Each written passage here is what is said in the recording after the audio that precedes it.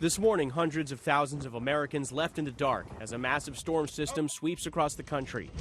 Power's out. 2 people have been killed by falling trees, including a 78-year-old man crushed while he was driving near Atlanta, Georgia. When I saw the car, my heart sank. In Claremont, North Carolina, 1 person dead and 2 critically injured as winds tore through this mobile home park.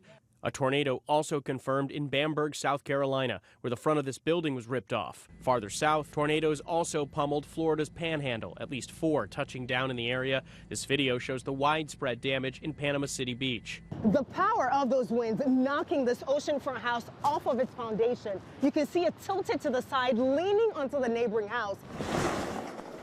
Overnight, gusting winds and flooding rains pounding the Northeast, causing flooding in New York City. More than 400,000 homes reported outages across New York, New Jersey, and Pennsylvania.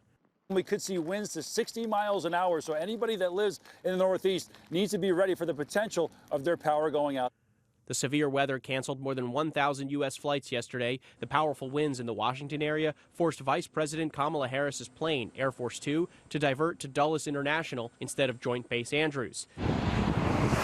The massive system also brought blizzard conditions from New Mexico to Iowa, creating widespread whiteout conditions. Schools and highways closed in multiple states. Andrew Dimbert, ABC News, New York.